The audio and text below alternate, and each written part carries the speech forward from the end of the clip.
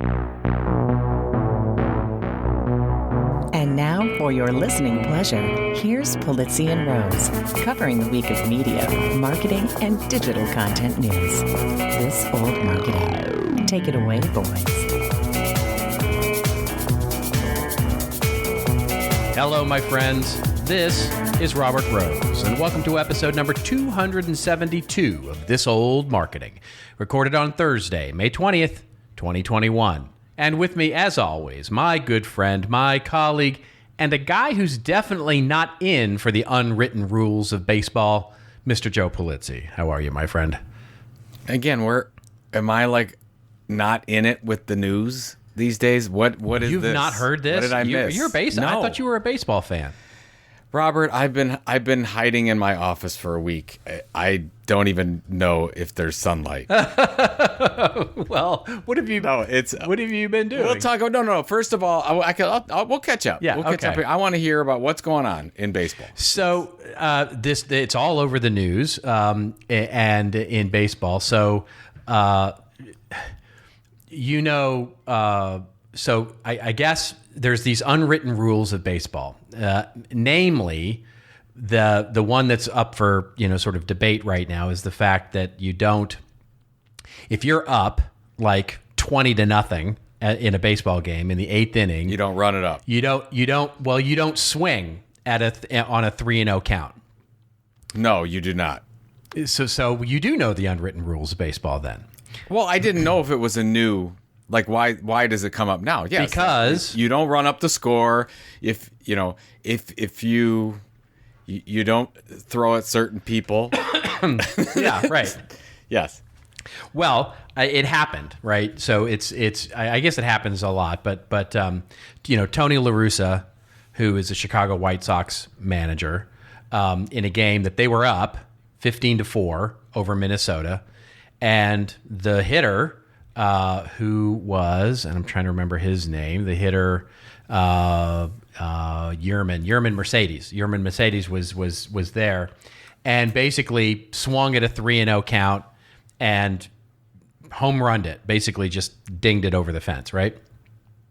And it was the pitcher at that point, because the Twins had basically decided that they were going to lose this game, brought in an infielder to pitch, and so the pitch was like 47 miles an hour, some crazy, something I could hit. You know what I mean? So, and he just, he smashed it. He smashed it out of the ballpark, and everybody's all mad. And I think it's ridiculous. It's you play the game. You play the game to win, and pitch better. That don't lose. That's the I can't even imagine in the NFL if somebody's down 35-3 and they pull the starting quarterback and they pull they pull a bunch of people, but they're still running hard. Nobody's like taking a dive or anything like that. And the opposing team, by the way, is also playing really hard all the way to the end. And there's a reason they call it garbage time, right? Because you're still playing very hard. The opposing team may not be covering you so tight because they're just trying to stop any big plays, but they're still playing hard. And what this is basically saying is that, if you're down, you should just stop playing hard. You should just stop, Yeah, I'm just looking right now. Yeah, there's a whole thing on Tony La Russa and unwritten rules. Who knew? Yeah. I didn't even know Tony La Russa was still managing. Well, he's 102. Yeah, I know. I was going to say, neither did a lot of people. I mean, nothing wrong with being 102, by the way. No. You can still manage baseball, but I didn't think that. I got to tell you this. It's so funny. My dad doesn't listen to this podcast, so I can tell you this. So I take him golfing the other day, get him out of the house, and we go golfing. We do our thing. We get back in, and he sees two of his old cronies that he used to hang out with, and he's like, "Hey, it's Tony Polizzi," and whatever. He comes up to him, and the guy looks up at my dad and says, "I didn't know you were still above ground." Oh, nice. There we go. And I'm dying. That's very nice. Of course, that's the best way to greet somebody when you're over 80 years old. Yeah. So we had that to go through. No, things are great here. I'm in book launch week. So, gratuitous ask for anyone out there. But the book launches on Tuesday. Please go buy it. Content Inc.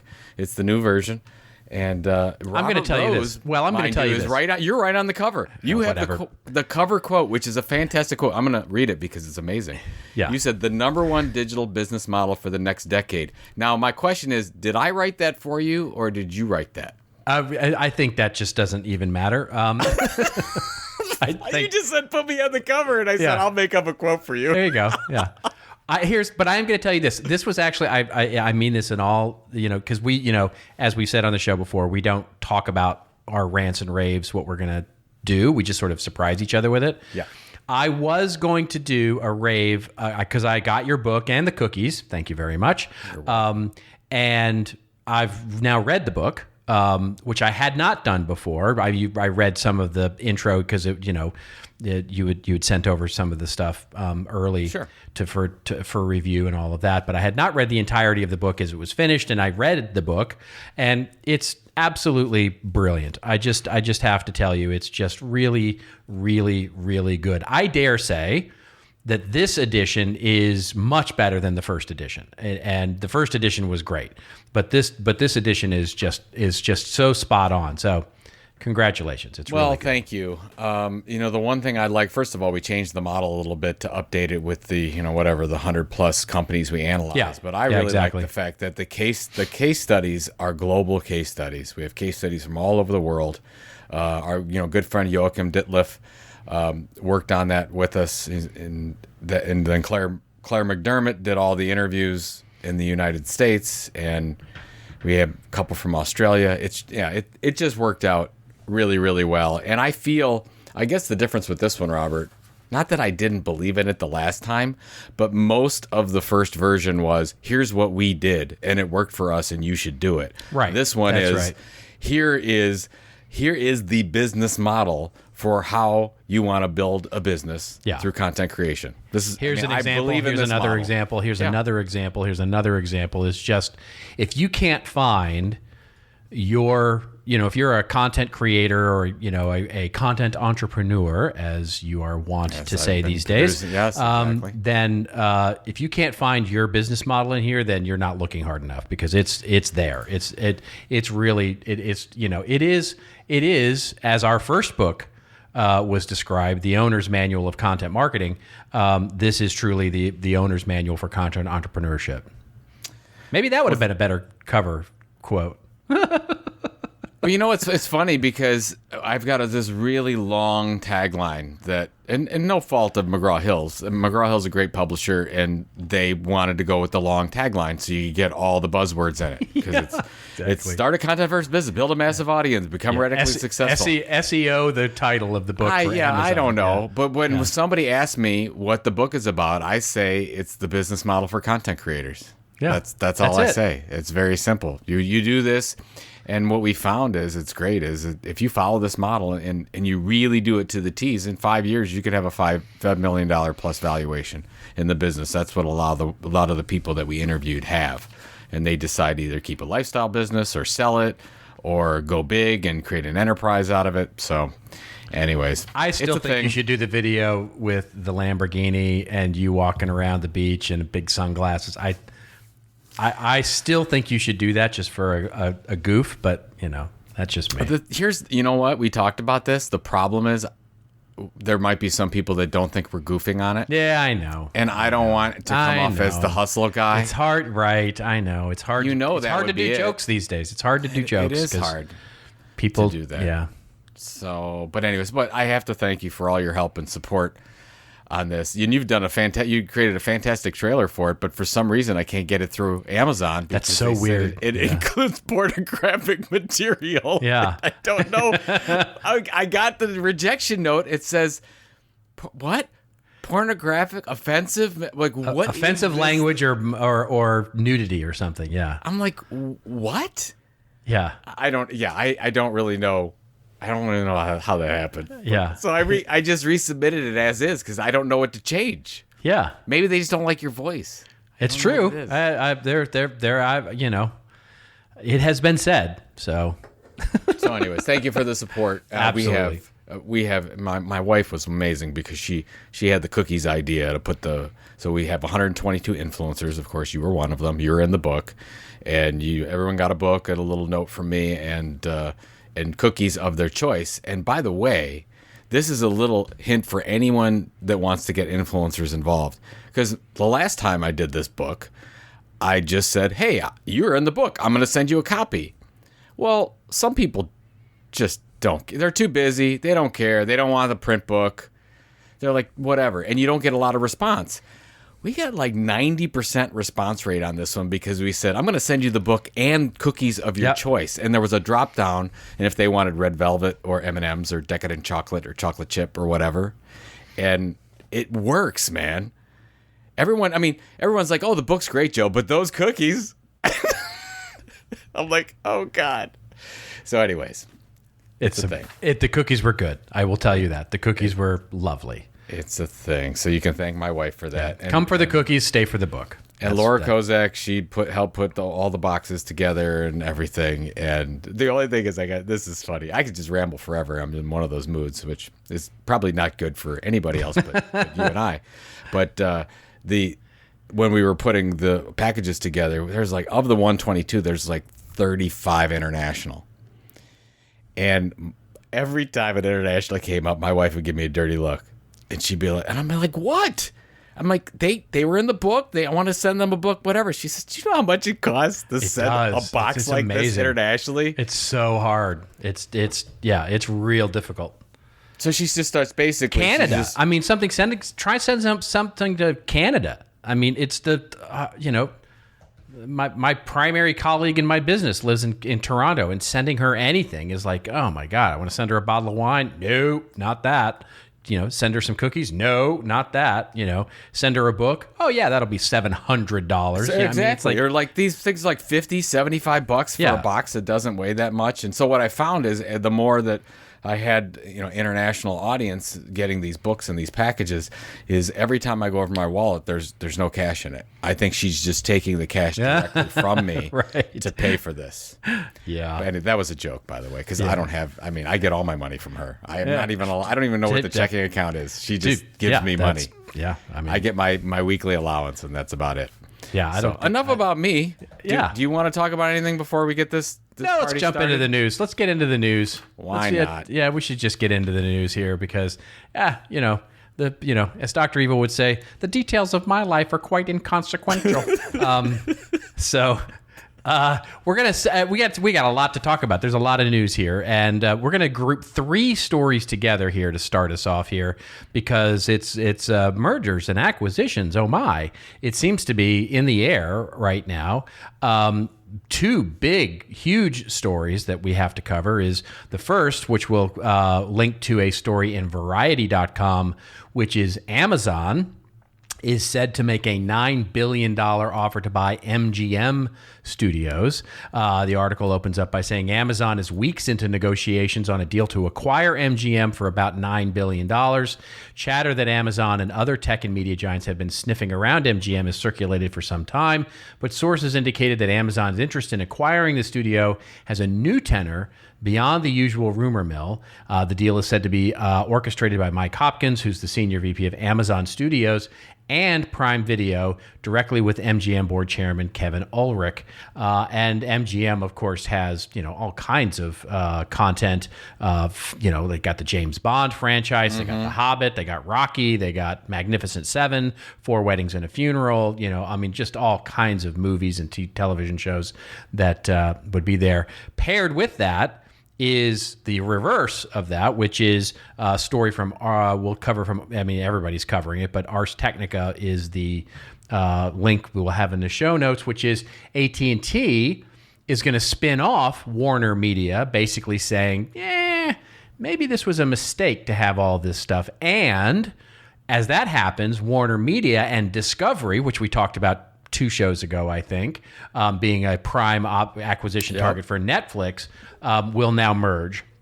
And standalone AT&T will now focus on broadband. I definitely have a weird conspiracy theory take on that. But the last story, just to pair everything up, and then I want to get your take on this, which is TheSkimm, sort of going all the way down to much less tectonic movement. Yeah. TheSkimm, the newsletter, is apparently hired bankers, and they're exploring a sale to a non-media company. So some non-media companies may buy TheSkimm here, and that we'll link to is an Axios story that basically says the company brought in roughly $20 million, and they are now eyeing sales to non-media companies like financial service companies and luxury brands that are desperate to reach millennial women. So what say you about all this merger and acquisition Well, I want to get your conspiracy take, because I'm very interested in that, because we didn't talk before the show about any of this stuff, which probably makes for a better show, but I guess we'll find out. Yeah. Let's talk about the Amazon one first. Yeah. This is a real easy one. You and I have talked about this many times. Amazon spent $11 million on $11 billion on content for Prime last year. Yep. And this deal is going to be between $7 and $9 billion. That's right. So, and they're getting James Bond, Hobbit, Rocky, RoboCop, Silence of the Lambs. I mean, come on. The value in this content library is unbelievable, and it's not just the new stuff that Amazon is putting out $11 billion a year. They're getting all this back library content. It seems like a deal when you think about it that way. So, but then you're like, okay, well, why is Amazon doing this? I was on a podcast earlier this morning talking about it, and they were asking me what I thought about all these mergers, and I said, look at what all these big tech companies are doing. They're focused on building valuable, amazing experiences outside of what they sell, and that's right. Content experiences. That's why Netflix is doing what they're doing, and why they're going to launch all new products outside of Netflix, and that's why Amazon is doing this, and that's why Apple has Apple TV, and they're doing everything with music. And it's funny, they get it, but it's amazing how many mid-sized companies just don't get why this is all happening, or that this is just a media thing. This just goes much deeper than that. So I don't know if you have a take on the Amazon thing. No, I think I'm unsurprised. I'll put it that way. Yes. That Amazon would do this. I mean, it is a perfect fit for what their strategy has clearly been for a long time, which is to bolster their, quite literally their owned media strategy, and build their library so that they're not paying royalties and all this stuff to the studios. Just buy the damn studio. And what is not as well covered in this is not only the library that they're getting, but it's the capabilities that they're getting to create new. And that's a critical piece of this, right? Because that's right. You're right. Absolutely. The MGM studio, which is literally 45 minutes away from my house, is an active place where lots and lots of really good, interesting things are created. By the way, for other studios, right? So I mean, they're an active working studio with a lot of different content creators that are there, and so they're not only getting the library, but they're getting a lot of amazing people who create really good entertainment. Yeah. And so they can now, it's clear through Amazon which is what amazed me about the article says that this is being driven out of Amazon Studios, which of course has created a bunch of content, but arguably they were kind of hacking it together, right? They were toward the Amazon Studios. It was a startup. And so now they're a real deal. Like they're a real Hollywood LA player. In town, as they say here in LA, they're in town, and when you're in town, you're a big player. So I think it's unsurprising and a very good move for them. What's so funny about this whole thing is this is what people don't realize is that when you create these ongoing experiences through delivering amazing content, you create better customers, and you get so many people that look at, oh, Disney Plus, it's a streaming platform. Oh, Prime, okay, I get it with Prime. That's great. Netflix, I get. What they don't realize is that the more these companies do this, they actually create better customers to sell all kinds of other stuff. Disney Plus makes the Disney brand and Disney merchandise and Disney everything else fly off the shelves more than if they didn't have Disney Plus. Exactly. But people don't look at that. They look at the standalone business. And you have to, and this is why people don't get content marketing either. They're like, content marketing, when done well, makes everything better. You talk about this in every one of your sessions. You're like, content marketing makes your SEO better. Content marketing makes your traditional advertising better. Content marketing can make your sales pipeline better. But they don't look at it that way. They just look at the standalone. And that's what I want people to look at this and say, look what they're doing. This is just smart business. This goes way beyond them just buying a library catalog. They're just continually removing friction from between you and buying stuff on Amazon. And so the more you buy a Prime membership in order to get access to content, which continues to get more and more valuable for your Prime membership, that keeps me on Prime to be able to watch stuff, because I enjoy it. And now I have access to get free shipping on, all the stuff that I buy. I'm much more likely to simply, use my voice to order up that, refresh of dish soap or, buy the new thing, on Amazon versus going to Best Buy or whatever, right? It's just, as you say, smart business. It's just smart business. And this is like the quintessential example of why content marketing is important for any business. You're just removing friction to make it easier for your customers to understand why you're the one that they should buy from. It's just that simple. And anyway, I get off on a rant, but that's it. This is the example, right? We can see it happening before our very eyes. But then you see the opposite, right? Well, that's what I wanted to get your take on, because my quick take on the AT&T thing is, well, first of all, why can't telecom companies do this? Like, it seems to be Verizon and AT&T. Every other company can do this, but they can't. So we covered on the show, just to catch everybody up, we covered on the show 2 weeks ago that Verizon was selling off AOL and Yahoo. Because basically they didn't want to be in the media business anymore. And they wanted to focus on their core business. Correct. Yes. AT&T now doing it with Warner Media. Literally 2.5, 3 weeks It's the same later. move 2 weeks removed. That's right. Pretty much. Something's afoot. Okay, what is the conspiracy I don't know. theory? That's my question. Is something coming through legislation? Is something coming through regulatory? Is something coming through antitrust that gave these companies pause? I don't know, and I'm dopey, right? So I just think it's a little weird that both of these things happened within 2 weeks of each other, and they're so. I mean, look, the fact that what makes it weird to me is that Warner is now simultaneously looking at merging with Discovery, which is makes a huge media operation, and how AT&T decides, it's not for us. We're going to spin that out. We don't need that anymore. Now, I get that they go, it's not our core business. I don't buy the sort of surface story that,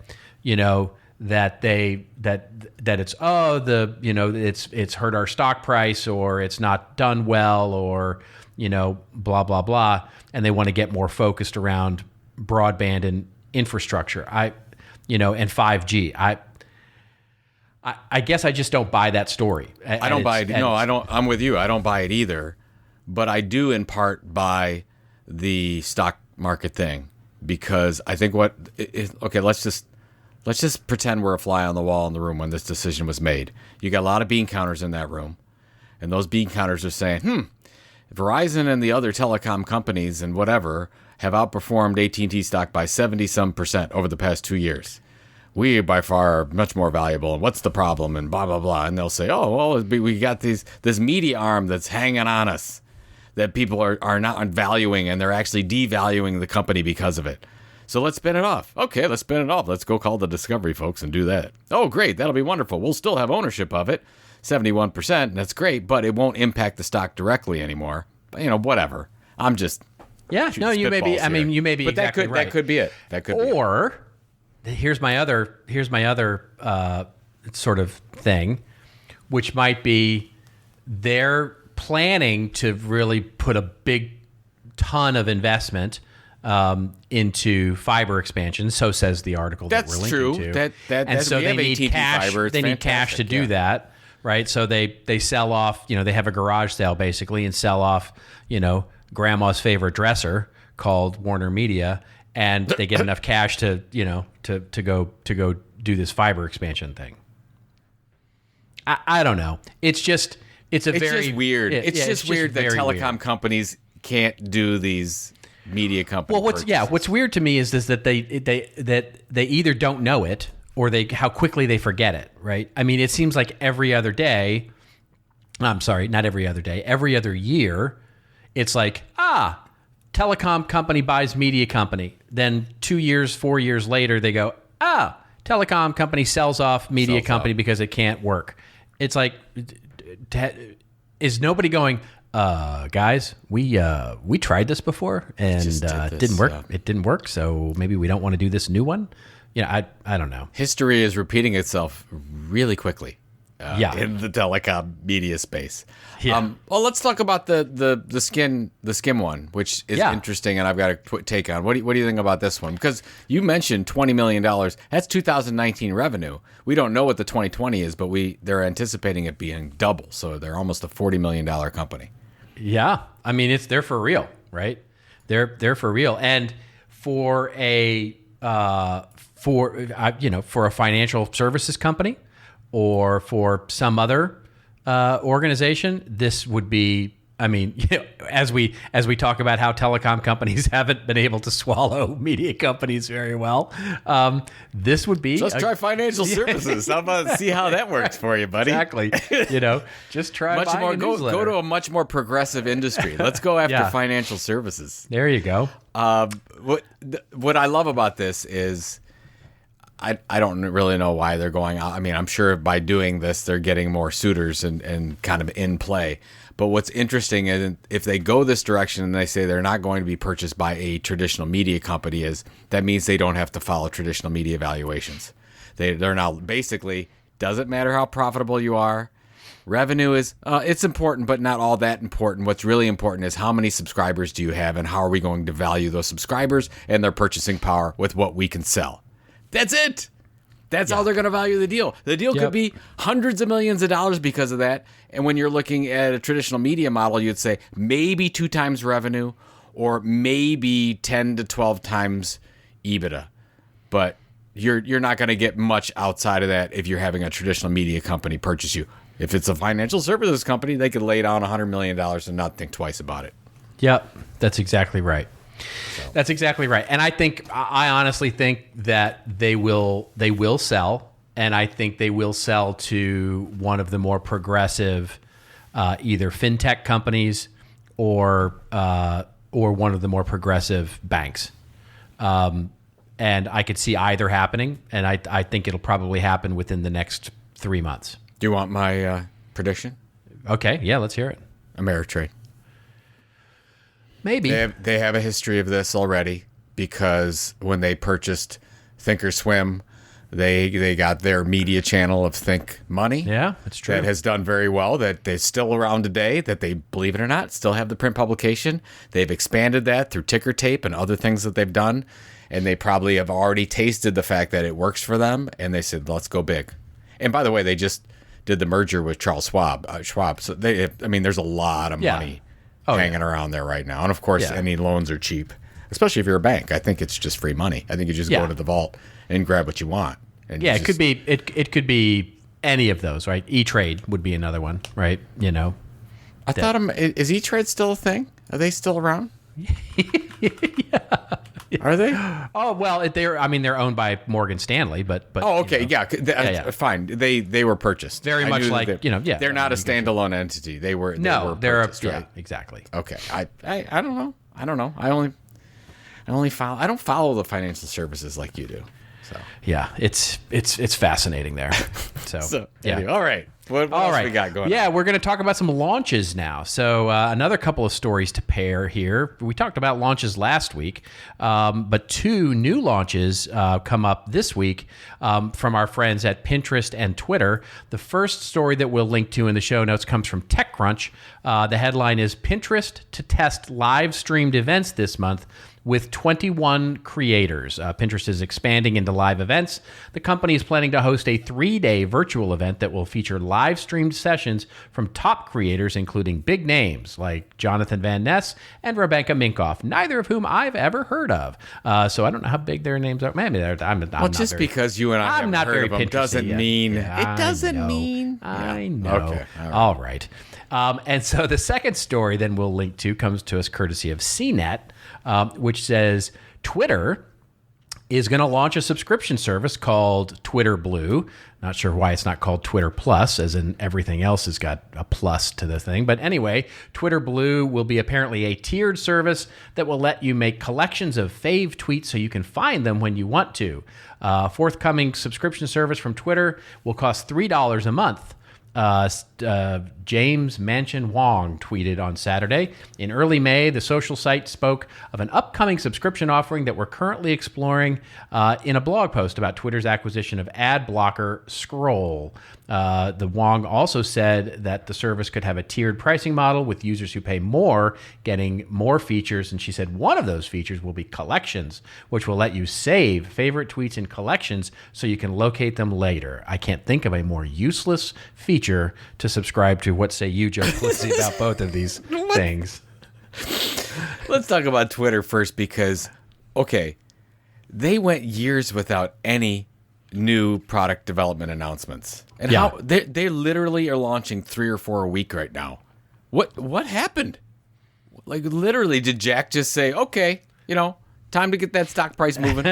Let's do this thing." I think they We should realize, probably work for a living, basically. well, maybe they realize that they're just not going to grow their audience. They're not going to become a Facebook or an Instagram or anything like that. They're going to have an influential audience. It's capped at a certain number, and they're going to okay, now we've got to drive revenue from this audience significantly. So I don't know why they don't just come out with the full-blown subscription platform that we've talked about, whatever it was, a couple months ago, and just charge people at some tiered level based on the number of followers you have. And if you want to communicate with those followers, you got to pay us some money. And frankly, they don't even need that much. I think if somebody has 1 million plus followers on Twitter, they're going to pay you $100 a month to get access to it, right? Yeah, Don't you think? that's right. So what's all this $3.99 stuff? What are they mucking around in the mud for? I mean, it's such an incremental amount. It's a great point. I don't know why they don't just do something really cool. I don't know if make they're it working expensive. up to it. They're like, And making it expensive, right? Yeah, it's like, okay, well, I know I could do 10 push-ups, but let's just do one for now. And then tomorrow I'll do another one. And then by the end of the year, maybe we'll get to Twitter Plus. I don't know. I don't get it. What do you think of the Pinterest deal that you don't know where any of these creators come from? I am not a Pinterest person. I will be clear about that. I asked my wife about this. She didn't know, and she is a Pinterest person. She didn't know those people either. But that doesn't mean anything necessarily in any event. I think it's fairly interesting. I mean, Pinterest is the same, right, as Twitter, right? We've been long waiting for them to actually announce something different or something interesting in terms of product development. And, I think this makes all the sense in the world for them. You know what I mean? Where you start looking at their, Pinterest, I think, has made deep inroads in terms of e-commerce companies and really helping shopping, the sort of social shopping idea. And I think this is a really, it's an obvious move that they need to make, which is to get into live types of events, because as we talked about last week, it's a checkbox that can be checked against, what other social media networks. And it's a way for them to sort of begin to try and build a little bit of differentiation into what they do. So I get it. I totally, I think it'll be interesting. And, what I find is that Pinterest users tend to be very, very loyal, right? They're, it's a very small, not small. I won't say that because they have a very sizable audience. But what I mean by that is that smaller than your average. Maybe I'll say it like this. Pinterest. Be careful, you got a lot of Pinterest lovers. I know that they're already mad. They're already stomping. I know they are. Around. Yeah, yes. Right. Pinterest tends to be the forgotten social network. I'll put it that way, right? We talk a lot about Facebook and Instagram and Twitter and YouTube and the other ones, and then it's like, oh right, and Pinterest. And Pinterest, what I find is, and I'm not a Pinterest user per se. I mean, I have an account and I've used it on occasion, but not like my wife, who's like got boards and she's got different kinds of boards and she shares those boards and she does all the things with Pinterest. And I find those people like they love the service. They absolutely love the service. So to me, this makes perfect sense. I like it. I like it. I think it's funny when you talk about Pinterest. It's not one of the social media platforms in the forefront. But if you look at, I would say the ones that have sort of been in the background for a while, Twitch, Reddit, if you can consider Reddit, but Twitch, Reddit, and Pinterest, they're some of the hottest ones out there. And they've sort of just, while these other ones are kind of fight in the front row, they're getting really good cheap seats in the back. So yeah, well, I think they follow the Joe Pulizzi model, right? They do one thing really well. I think that's the key because it's funny because we're in interview 7 of 11 for the Content Inc. book tour, and I always ask the same questions to these content entrepreneurs, and I'm going through what's your focus, what's your platform, whatever. The key to this whole thing is they just didn't get seduced into these new features. And they said, we can do this really well. We do blogging really well. We do this e-newsletter. We can be the best at doing this indispensable YouTube channel. Or like Wally Koval said, we do Instagram and our daily pictures better than anyone else, and that's what we're going to focus on, and it's really worked for us. So I love that they're doing this. I don't have a problem with it, but I don't want a creator to go in and say, here's another thing that I've got to do, and it distracts you from being great at the thing that you're doing. So. Yeah, that's true. That's true. So there you have it. That's it. And then, so Pinterest, there you go. That's your you can just Pinterest. Go be a good little boy and girl and do your thing. Yep, exactly. Yeah, go do that. Go be you. Go. What is it? Go do that thing that you do. What superhero movie is that? Go. Oh, I forgot it's a Marvel movie or whatever. I'm not there. I'm gonna think of it later. It's terrible. I know people are listening to this. They know it. Go be you. Go do the whatever. Okay, I don't want to talk about it anymore. Okay, what do we got next? All right. Hey, so we have okay. It's a shift in gears for sure for this next set of stories here. A couple of them, and I think this is, we'll have some fun discussing this because this is I think this is really the most interesting thing. The headline comes from Wired, and the headline for this first story that we'll link to is "Everything is becoming paywalled content, even you." Good, interesting, provocative headline. Every piece of the internet will soon come with a price tag. Welcome to the age of subscription Ouroboros. I had to look that up, Ouroboros. Anyway, the article opens up by saying, on the internet of the future, nothing appears on your screen without approval. Scavenging Wikipedia, you'll learn about pizza farms and the insane circumstances surrounding King Edmund II's death. I'm not going to, he died. Yeah, you don't have to go into that. Yeah, exactly. You can Google that for yourself, folks. At one point, you'll find a tweet about that strange period in 2019 when Pete Buttigieg wore an Obama drag during his primary run for president. One night before turning in for bed, you'll scroll through Instagram, admiring one acquaintance in particular, deciding to follow their bio link into a private subscription-only page where they offer premium content, mostly nudes, let's be honest. In this version of Utopia, your very own internet, there is only bliss and occasional curated chaos. No diabolical algorithms, nothing like that. It's all paid. because as the article goes on to say, the catch here is that everything's going to require a monthly subscription of $5. In fact, most aspects of your harmoniously constructed Shangri-La internet will necessitate a subscription. Even you, yes, you will have a set monthly fee for family members, friends, colleagues, and Twitter randos to subscribe to all your top-tier content.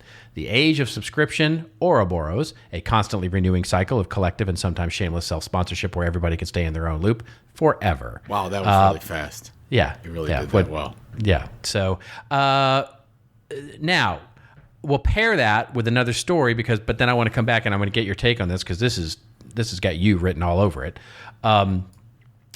This comes from CNBC. The headline that we'll link to, which I just found very fascinating to pair with this, which is kids now dream of being professional YouTubers rather than astronauts, says a study. Today's kids are 3 times more likely to aspire toward a career as a YouTuber rather than an astronaut, according to a new research study. Toy production firm Lego, and by the way, they did Lego anyway, surveyed 3,000 children between the ages of 8 and 12 from the US and the UK and China, as well as 326 parents who had aged between 5 and 12. Almost a third of the kids in the survey said they wanted to be a YouTuber when they grew up, while 11% said they wanted to be an astronaut. However, the responses vary depending on where children were from. More than half of those in China said they wanted to be an astronaut, making it the most popular career aspiration. In the US and the UK, however, as only the US can, that number fell to just over 10%, with vlogger, video blogger, or YouTuber ranked as the top aspiration in both countries. We've got our priorities. Yeah, America. Yeah, there we go. There we go. So what say you, my friend, to this whole subscription idea and the fact that everybody wants to be Casey Neistat these days? Well, let's talk about the study. I mean, that's one of the reasons why I wrote the book Content Inc. Because, I mean, even talking to my son and his friends and kids that are doing Twitch streams and whatever, I say kids, and I mean everyone younger than 48 when I say kids. They're trying to do this. They want to do this. There's no business model. So I totally agree with that. I think that's a thing that's only going to get greater. The whole celebrity thing is a thing. We're engaging in all this content. They want to do what they see. I totally get that. That's not the issue. The part about everything becoming a paywall, I got 2 takes on it. First of all, I think the access to limited experiences is a thing. If that means that you subscribe to a Substack, or if that means that you have whatever limited edition of somebody's own creator coin, which I've talked about on the show, and for some experience, then fine, I get that. At the same time, if you're asking me what the trend will be, I mean, those things are going to continue, but there's going to be a move back to free, open access content. And I'm already feeling and I'm already seeing it. I think that I don't think the Gen Z cares if there's an ad next to them. I think they don't want to necessarily pay for everything. And I think you're going to see this battle between 2 business models coming where everybody's going to charge for something and everybody at the same time is going to revolt against it. So it's funny. Commit to your business model. But if I'm going to launch a business today and I want to build a loyal following, I'm not going to put a gate in front of it. I'm not going, and that's where you see a lot of Substack email newsletters struggle right now, because they have their free newsletters and then they have their paid newsletters, and they're having trouble building an audience because their really good stuff is behind a paywall. They haven't built an audience a different way over time, and they're really struggling with it. So, not an issue for a celebrity. If you already have an audience, fine. You can charge whatever you want. That's not what we're talking about. We're talking about the people that actually want to build an audience that haven't yet. So I don't know if you agree with that, but I think you're going to see the move back to the open web. Oh, I hope you're right. I really do. I think it's going to become a lot more fragmented in the near term before it goes back to being wide. I think one of the things, and by the way, this gets to, I think, something that is, we can see, I mean, even in the stories we covered today, when we think about the Amazons, the Netflix, the Facebook, Apples, there's no doubt that all of them are trying to create walled gardens where once you're in their ecosystem, you stay in their ecosystem. And the internet is getting smaller and smaller and smaller every day for most consumers, right? I mean, I don't have it in front of me, but there was a research study that was done that has been done for many years, and the number of websites that you actually go to on any frequent basis, and I think that number is down to less than half a dozen, right? I mean, it's you probably go to fewer websites than you'd have apps on your phone. And I just made that up, by the way. I don't know if that's true. Yeah, I would like to know. If anybody knows, please use the hashtag ThisOldMarketing. Let us know. Yeah. I mean, but that makes sense to me. I mean, I find myself I go to a lot of websites only because I tend to do a lot of research. But, the number of websites that most consumers are going to on a daily basis consist of Facebook. Google, probably Netflix at night, and whatever shopping they're having to do, in their, and the content that they're getting is largely through a smaller and smaller and smaller and smaller group of channels. I would agree with that. I would absolutely agree with that. Yeah. And it's the same on TV too, right? I mean, we used to joke in the 1980s, Bruce Springsteen did a song, hundreds of channels and nothing on, right? We used to have, so much choice, quote unquote, when it came to cable TV networks. Now, I was just making this comment to my wife the other day because there was this thing on the news that showed all the broadcast ABC, NBC, and CBS shows that were going to be canceled, renewed, et cetera, coming up.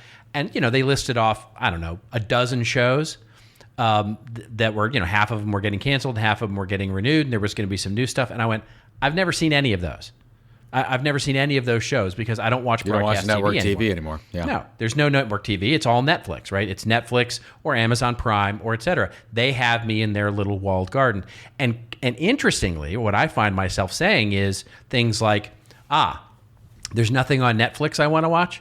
There's nothing on Amazon I want to watch. Okay, I'll read a book.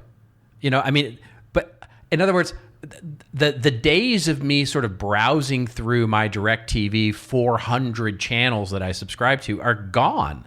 I just don't have time. I don't go. The idea of discovery is really limited these days, and so I think what you're going to start to see is what you're talking about is this battle of the business models, where you see a lot of individuals beginning to really create hyper-personalized filters for how they engage with content as well as the content that they create. And so that creates what this article is talking about. Now, whether it's monetized or not, I don't know.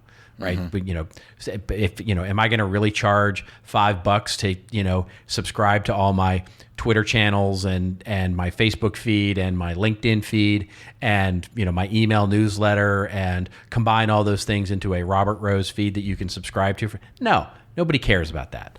Right. To your point, putting the good stuff, you got to have a lot of really good stuff, on a consistent basis to have people actually pay real money for it. And there's just so much noise out there. It basically brings the price to zero, ostensibly.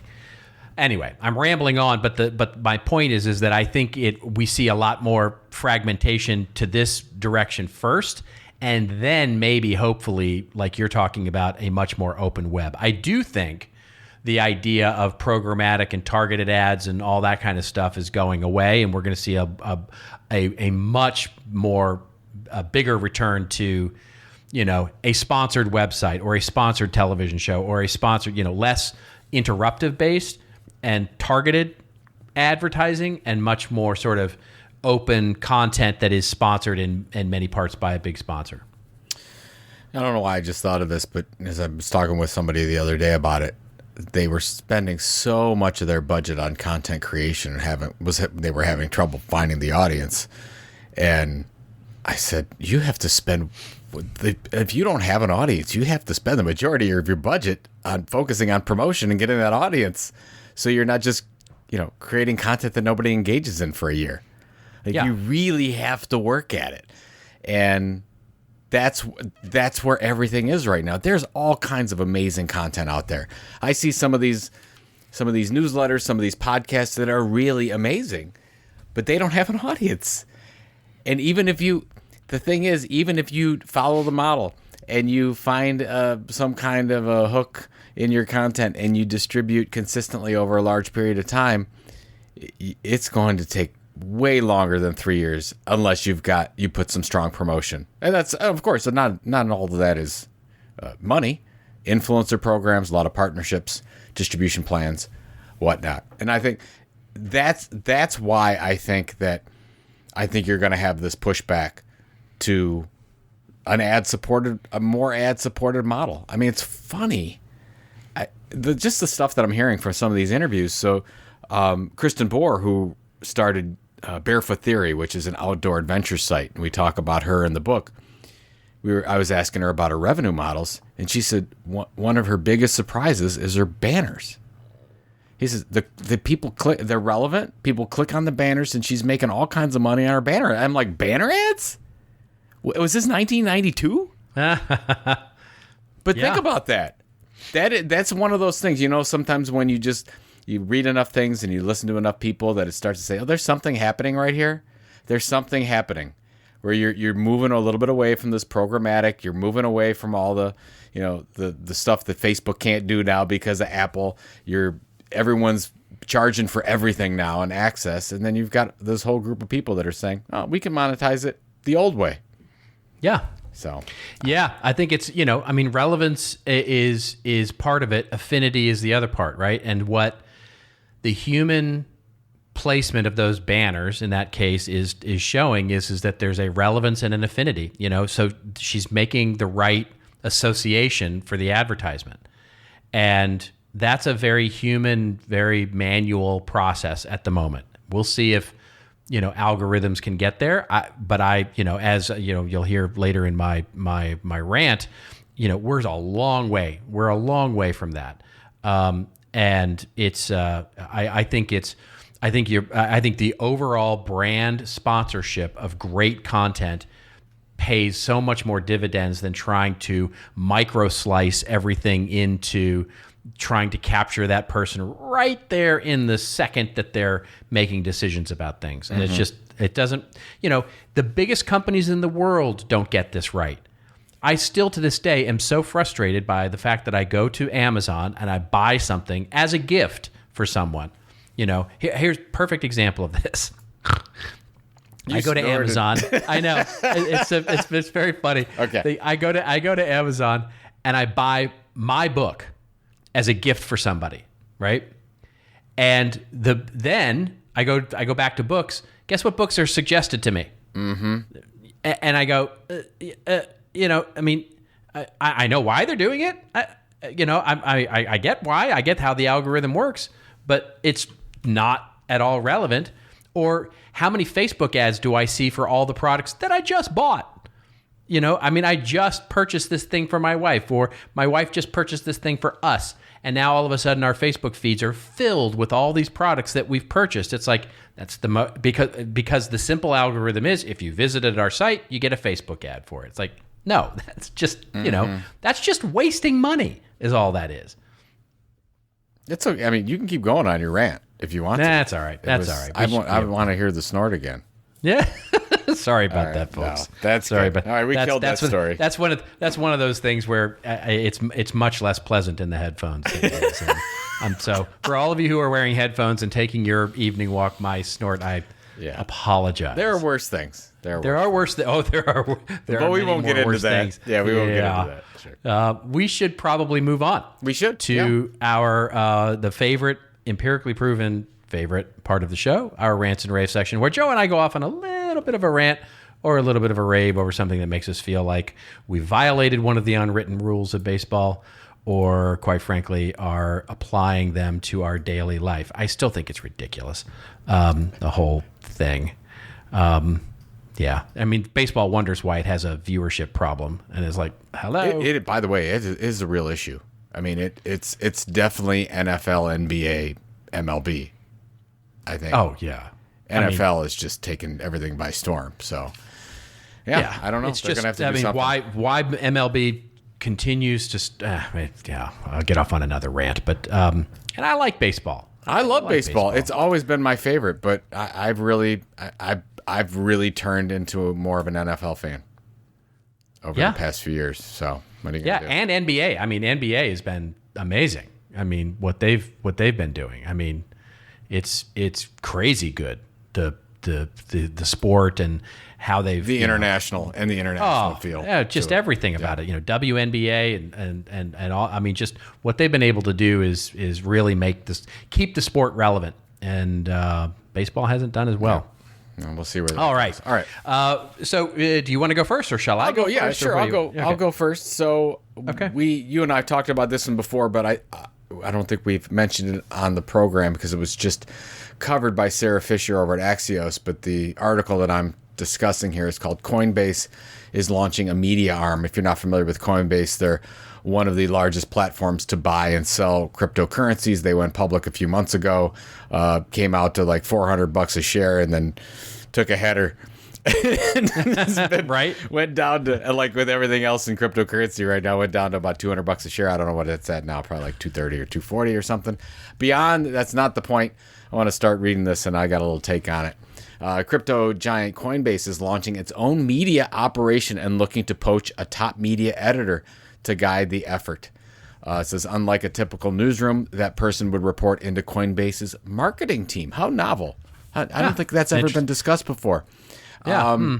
Yeah. While sources say the media operation would act as a top of the funnel marketing vehicle to draw more people to its cryptocurrency exchange, it could and will, in my opinion, be used to help the company drive its own narratives. That's the key right there.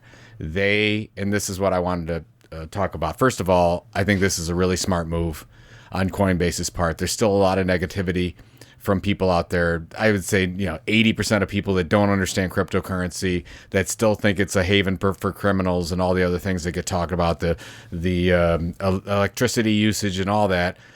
There's not enough of the other side of the narrative going on to combat what's going on in traditional media, because basically what gets picked up on CNBC, everybody thinks, like, for example, the markets were down a couple days ago because China said, oh, they're banning cryptocurrency. Well, they didn't change their stance.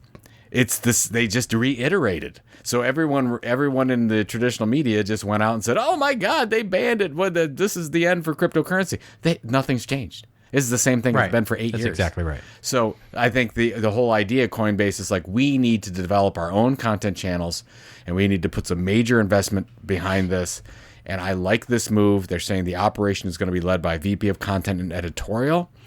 They're still searching for. What I would say, though, and I know we talk about this all the time, but there's some really amazing media companies out there. CoinDesk, The Block, Decrypt, Blockworks.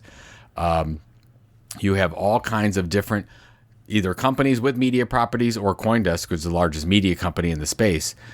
Coinbase has a ton of money. Just go buy it. Just go buy it. Exactly. Go buy it. Stop wasting time and don't. And by the way, they or can go do buy it, TheSkimm.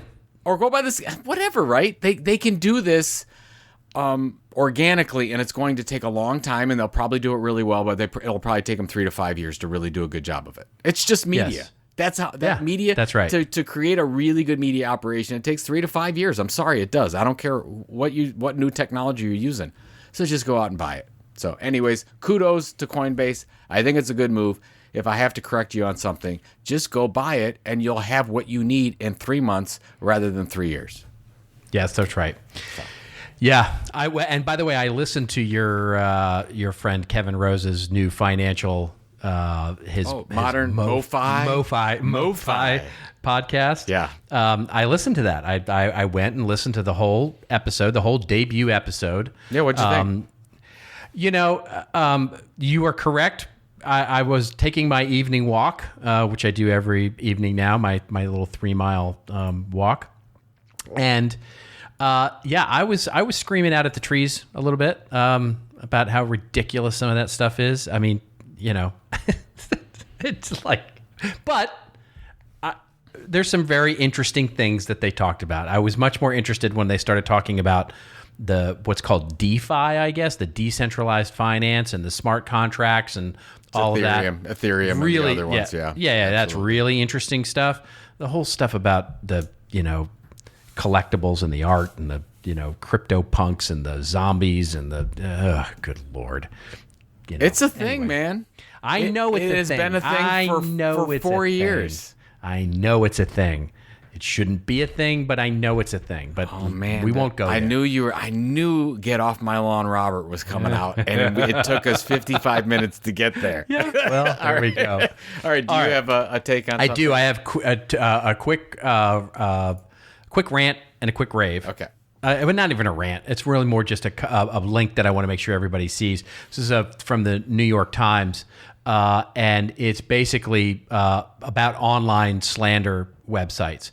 And it's a great article written by Aaron Krolik, who's a New York Times writer, who basically writes this, I guess it's an expose more than anything else, about how all these slander sites, like where these, you launch a site and you say something really negative about someone and you write a post about it, and then it gets picked up by all these sort of dark slander websites, and then you get a call saying basically, hey, if you want to remove this from the web, you just need to pay us, 20 grand or 15 grand or whatever. And he walks through the whole thing, and he basically did it to himself. He wrote a bad post about himself, calling himself a loser and all this stuff. It gets picked up by like 20 websites. Of course, it hits Google image search, hits Google search. So now you search his name and you start to see some of these sites and all of that. And then, of course, he went to those sites to say, hey, what do I do this? And there's an ad, a big banner ad saying, you can take care of this if you just pay us, $5 grand or whatever it is. And he walks through the entire process, and it's just some very disturbing stuff. I happen to know that there are companies that are doing this in much more nuanced ways, because this is awful, right? This is awful, and it's awful, and it's at its face, that these companies profit about this, and that it's out there. But I also know that there are companies, because I've seen them do it, that do this in very nuanced ways with their competitors, right? They launch these dark sites that their product isn't very good, or there's a review. They launch a review site with a bunch of false reviews about competitive products that are awful. It's happening in a lot of, especially in e-commerce, where there's a lot of highly competitive companies in the e-commerce space. They write all these, review sites where, the competitor is falsely reviewed in a horrible negative ways just to sort of rank for Google search. And it's a real battle.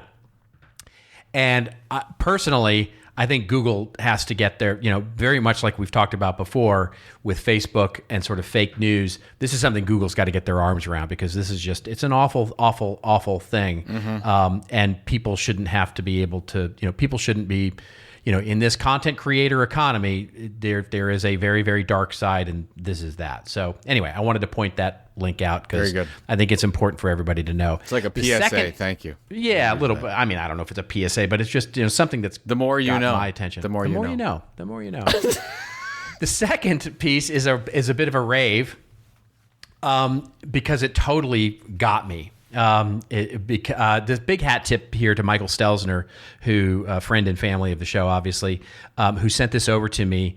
It's from the Financial Times, and it's an article and then an accompanying tool called the emotion recognition. Can artificial intelligence detect human feelings from a face? And it's this nice article that talks about all this stuff. And I was reading through the article, and basically it gets to about halfway through, and it says, oh, you could try this interactive feature where through a quiz and access to your camera, the artificial intelligence will react to your face. So I'm like, all right, I'll give that a try. So I give it a try, and you go through it, and I'm going to spoil it. So sorry, folks, but go through it yourself. But this is a bit of a spoiler alert, I guess, is you walk through it, and I'm going through the thing, and I'm highly unimpressed. Like, it's getting everything wrong, right? It's getting everything completely wrong. I mean, I'm like, yeah, this is bullshit. And I get to the end, and it's like, was everything wrong? That's the point. that it's not there yet. There's a bunch of companies that are starting to cash in on this and that are actually using this technology for security. And your experience right now shows just how wrong it can be. It was Wow. just like it was really good. It was just a really good, like, nice little twist to the story.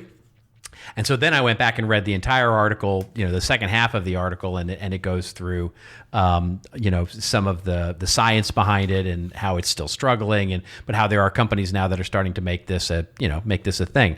Really interesting story, I thought. Really interesting application, and a cautionary tale about our deep dive into AI and algorithmic ideas, that it's not there yet. It's not there, but it's moving pretty fast. I mean, it's moving quickly. It's moving very quickly. But I mean, the fact that you can have a computer write a pretty spot on article and it's hard to tell that it's a human or not. I mean, of course, that's just the lower level. Then if you give it all the facts of a baseball game, it'll write you the write up. Somebody was telling me about this. I'm sure I can't remember who it was. I think it was my friend Mark, who said that there's some computer that has like 11 million followers on Instagram, and it's a computer image, and they go to put themselves in all these locations and all over the place. Oh, yeah. It's not a real person. I talk about her in my and I just said her as if it was a real person. It's a fashion model, and I'm trying to remember the name. That's it. But yeah, it's a fashion. It's an AI generated fashion model that basically is in taking pictures, quote unquote, in all these locales with different clothes on and stuff like that. Yeah, and it's got all these followers. Yeah. There you go. There you go. There you go. All right. What do you got going on? I know you got a meeting here, but what other than that? It is crazy busy. Cray busy. Which is good. I'm super happy about it. But yeah, it's things are feeling back to normal a little bit, and trying to sort out business and all that and keep up with things. So it's I gotta say, it's feeling really good. Working hard, basically. Good. You? No. Yeah. I mean, I just did same thing. Yeah. We did 3 of the Content Inc. book tours this week on Clubhouse. We'll do a whole Clubhouse show after this because I'm not as bullish as I used to be, but we can talk about that later. I'm actually moving. We've got an interview with Brian Clark next week, and I'm moving that from Clubhouse to try out Twitter Spaces so I can give everyone a take on how that works and my experience with Twitter Spaces as we're experimenting with all this. But yeah, next week's book launch week. So we've been doing a month of work, comes to a culmination next week. We're already number 1 for best new sellers. So on like 3 or 4 categories on Amazon. So it's whatever people are pre-ordering, which is great. So we'll see how it goes next week. See if we can hit some categories, sell some copies, and change some lives. Change some lives. That's what you like. That's what I like. That's it. Working hard to change some lives. That's what we're doing. Yeah, all for other people. I'm not doing it. Nothing is for me. Absolutely not. Absolutely not. All right, ladies and gentlemen, that is it. We're signing off. If you want to get all the goodness of this podcast, show notes, or dive into any of the other 271 episodes, just get your little butt over to our wonderful little website, ThisOldMarketing.site. We want to thank the good folks at Radix for powering our ThisOldMarketing.site. And if you want your own .site domain, which is probably available in the domain that you want, you should get over there and get yourself your own fancy little domain and .site. And until we meet again next week, well, just remember, it's your story to tell. Tell it well. We'll see you soon on This Old Marketing.